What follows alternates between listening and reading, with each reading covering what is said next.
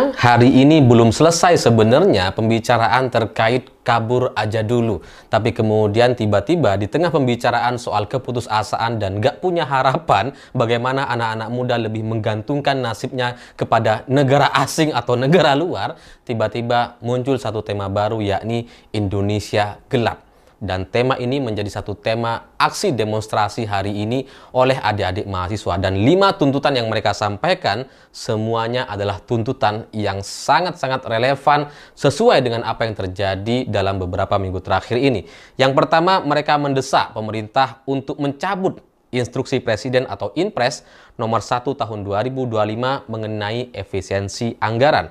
Yang kedua, mahasiswa meminta pencabutan pasal dalam RUU Minerba yang memungkinkan perguruan tinggi mengelola tambang demi menjaga independensi akademik, ya, supaya para dosen-dosennya, rektornya itu tidak menghalang-halangi proses demokrasi atau menjaga agar lingkungan pendidikan di sekitar kampus itu tetap berbasis soal pendidikan dan saintik, bukan soal politik dan sebagainya.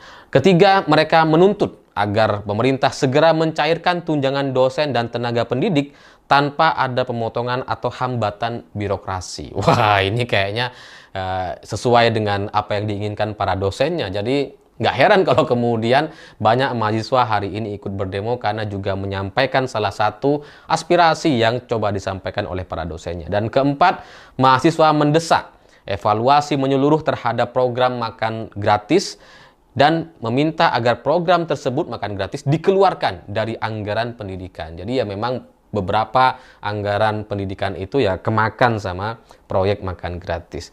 Lalu kelima, mereka meminta pemerintah untuk menghentikan pembuatan kebijakan publik yang tidak didukung oleh riset ilmiah dan tidak berorientasi pada kesejahteraan masyarakat. Dan semua ini itu mungkin gara-gara soal kasus gas LPG yang karena ada aturan bahwa warung atau pedagang eceran sudah tidak boleh lagi dagang gas LPG, itu kemudian mengakibatkan banyak sekali orang yang antri sampai ada yang meninggal dunia, sakit, dan harganya ternyata justru malah melambung tinggi. Semua tuntutan yang disampaikan oleh demonstran hari ini bagi saya sangat relevan karena memang pemerintah terbukti nggak melakukan riset. Mereka asal-asalan aja lah. Pokoknya bikin aturable gitu ya.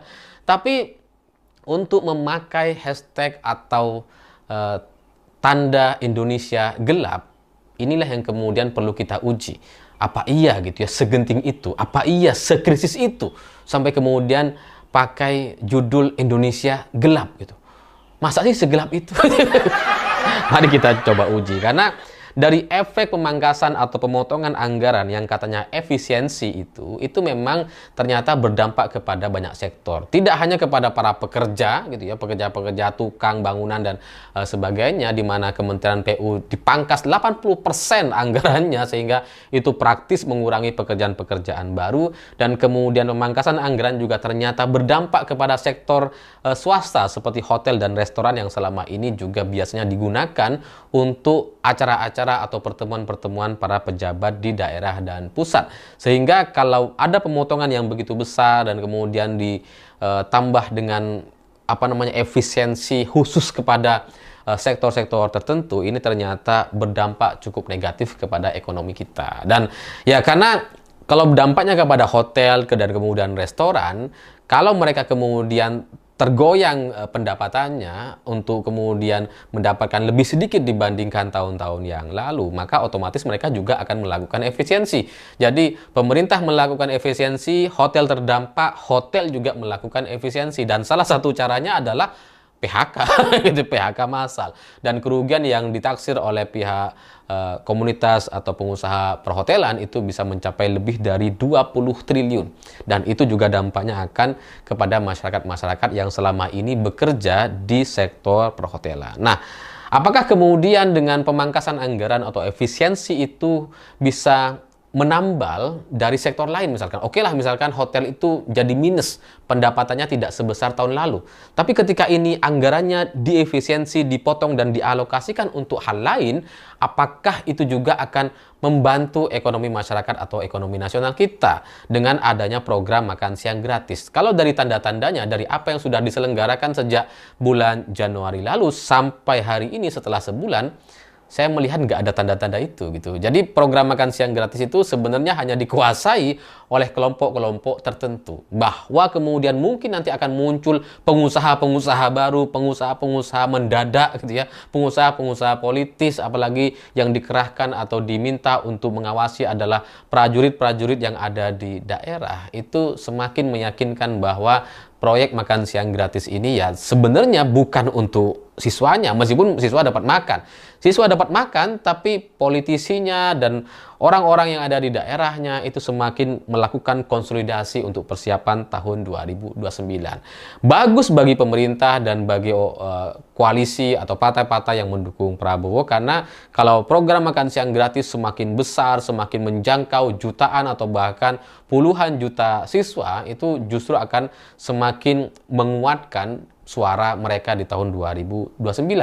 Bagus saja, gitu, tapi dari sisi ekonomi nampaknya tidak akan ada perbaikan, tidak akan ada subsidi silang. Kan harapannya kalau misalkan hotel turun, ada sektor lain yang naik, misalkan UMKM dan sebagainya. Tapi kalau ngelihat dari prakteknya, enggak tuh. Karena program makan siang gratis ini sekarang dalam prakteknya, orang bikin dapur gitu ya, dapur umum, terus kemudian ya ada pendananya, gitu ya, ada bohirnya, terus kemudian ya udah mereka-mereka aja yang untung gitu.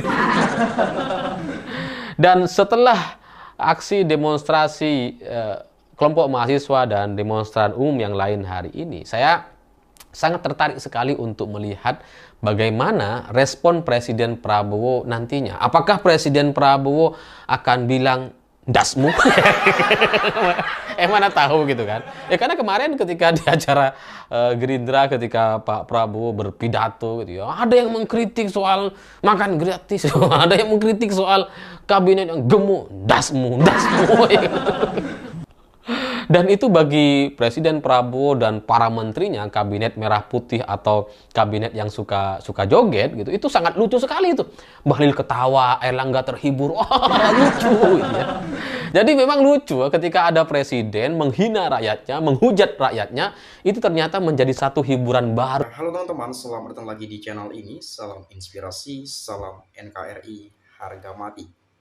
Ya, baru saja kita mendengarkan penyampaian dari Bung Alifur Rahman ya mengenai efisiensi anggaran dan kemarahan mahasiswa dan demo besar pertama sekali di era pemerintahan Pak Prabowo Subianto sebagai Presiden Republik Indonesia yang baru menjabat kurang lebih 4 bulan ya dengan wakilnya Gibran.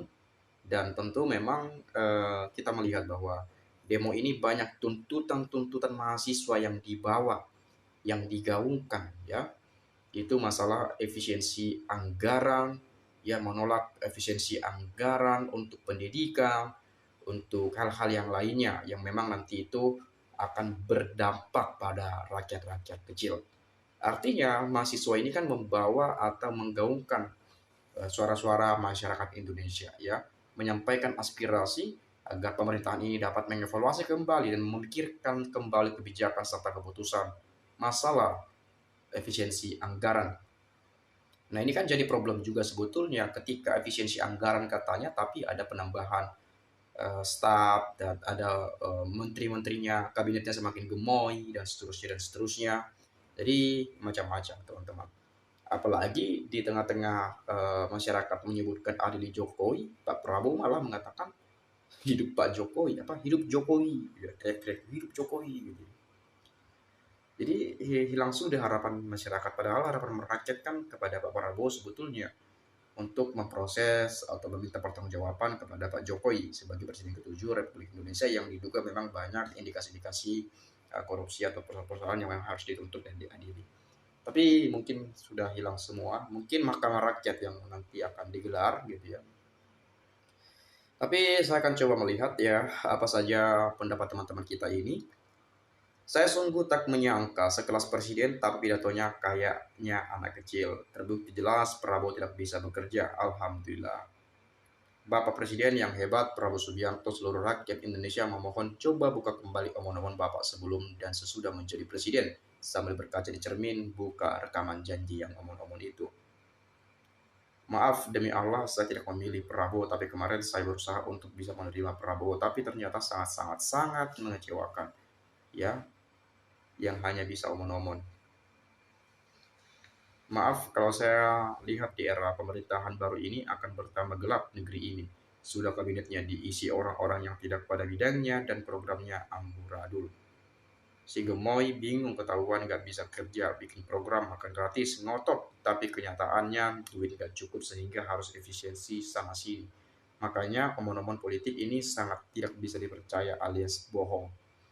Ya memang untuk menghemat katanya ya, efisiensi anggaran, dan seterusnya. Memang hanya untuk program makan siang gratis itu, memang makan bergizi gratis, yang memang katanya saya ingin kasih makan anak-anak, putra-putri bangsa kita, adik-adik kita, tapi ada yang lawan saya dalam birokrasi, ada yang lawan saya. Ya wajar lah gitu ya, ada yang melawan. Karena mungkin dia merasa tidak cocok untuk efisiensi-efisiensi anggaran-anggaran dan sebagainya itu.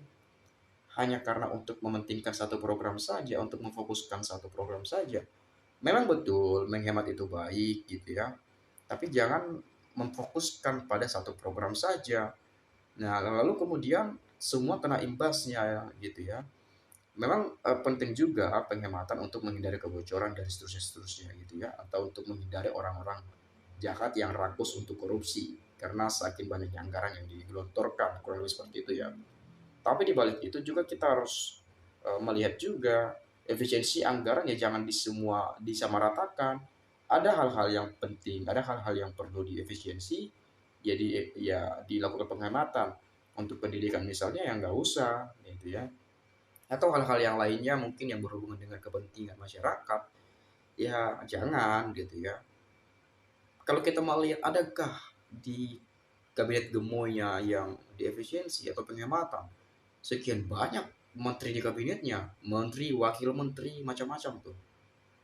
Belum lagi apa namanya, orang-orang yang bertanggung jawab atas program makan bergizi gratis. Jadi banyak sekali menterinya bertambah ya. Luar biasa sekali menterinya, gemuk banget itu. Apa itu sudah dilakukan penghematan? Kan ini yang menjadi pertanyaan kita juga sebetulnya sebagai rakyat kecil. Ucapan tidak konsisten. Di satu sisi mau efisiensi, di sisi lain kabinet digemukkan. Apanya yang mau diefisiensikan? Hapus staf khusus, wakil menteri dan lembaga yang tidak perlu, tangkap dan miskinkan koruptor. Ya ini ada staf sus, ada wakil menteri lagi. Bayangin ada lagi wakil menteri. Menteri ada berapa orang? Plus wakil-wakilnya. Wah nggak tahu lagi dah. Aduh, agak ngeri. Mulai tampak watak belangnya Prabowo pada pidato hari ini jadi partainya sebagai pemimpin yang berjiwa otoriter. Pindah ke IKN segera, demo manja mahasiswa yang cuma ingin enaknya saja. Setelah lulus tidak langsung membuat ekonomi tumbuh 8%. Bagaimana menutup defisit anggaran pemerintah selama 2 tahun COVID mengamuk? Jatuh tempo hutang pemerintah 800 triliun di 2025 dan 800 triliun lagi di 2026. Indonesia tidak gelap, terang benderang mohon iuran mahasiswa terhadap solusi utang pemerintah. Ada Menteri Keuangan Sri Mulyani yang menjabani pemerintahan Jokowi dan Prabowo Subianto. Mantap Pak Prabowo, bubarkan aja yang suka demo sebab hanya membuat onar saja. Prabowo hebat pimpin pasukan tapi tak mampu pimpin negara. Indonesia gelap, jawabannya dasmu. Ngeritik makan siang, jawabnya dasmu.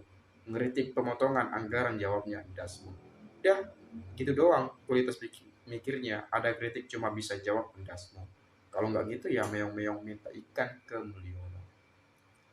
Prabowo itu otoriter. Kenapa? Coba lihat semua partai di negara ini dia rangkul dan masuk dalam kabinetnya.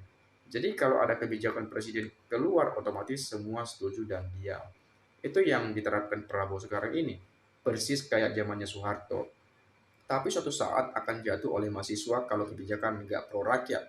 100 hari udah gaduh, kabinet gemuk cuma isinya orang-orang kurang profesional. Hemat anggaran tapi kabinet kok tambah gemuk, ini yang jadi masalah.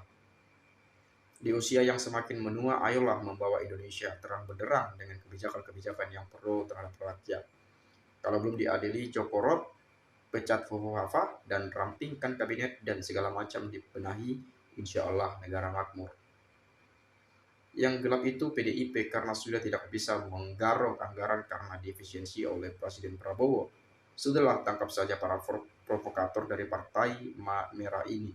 Mereka sudah mengacaukan pemerintahan yang sedang membangun menuju kebaikan rakyat. Takdir Prabowo Subianto kemungkinan hanya jadi capres saja. Ya, baru aja jadi presiden, sekarang dari 4 bulan sudah jadi capres kembali. Pidatonya pun kebanyakan kayak kampanye, bukan pidato seorang pemimpin, itu menurut saya. Aku berharap Wowo ada gebrakan besar ke arah positif di 100 hari kerja. Gebrakannya ke arah negatif, kebijakannya mulai kayak kebijakan Wiwi, aneh-aneh. Bukannya ngurusin rakyat, malah ngatain rakyat dan joget-joget. Bukannya merampingkan atau reshuffle kabinet, malah gemukin kabinet. Bukannya efisiensi, malah pecat-pecat yang di bawah. Bukannya ngurusin rakyat, malah bikin koalisi permanen buat Kimplas. Berani nggak boykot untuk tidak memilih Wawa di 2009? Min, coba review KDM, apakah layak jika KDM dan teman-teman pentolannya kalau diusung buat gantiin Wawo. Rakyat diajari oleh presiden dengan etika buruk dengan umpatan kepada rakyat dengan dasmu. Artinya rakyat sah-sah saja menghujat, mengumpat pada pejabat dengan kata-kata kotor dan buruk. Demonya bagi-bagi uang, benar nggak Mang? Aku tidak yakin Indonesia makin membaik di kepemimpinan Prabowo. Takutnya hanya banyak omong-omong saja. Jadi ini kan sudah mulai ada nampak kekhawatiran menurut saya, karena ya ini dia tadi, kalau ada yang mengkritik, ada ini dasmu, dasmu, itu aja yang saya lihat juga. Kadangkala pidatonya memang ya buat gelisah rakyat juga sebetulnya. Jadi apapun persoalan ini ya kita lihatlah ke depannya seperti apa. Kita berharap bagaimana kebijakan-kebijakan atau permintaan suara-suara yang digaungkan oleh rakyat ini bisa didengarkan, dan ini menjadi seruan yang dapat menyadarkan pemerintahan saat ini. Itu saja mungkin, sekali lagi terima kasih. Saya minta maaf kalau ada ucapan yang salah dan kata-kata yang tidak menyenangkan. Terima kasih, saya ucapkan salam NKRI harga mati.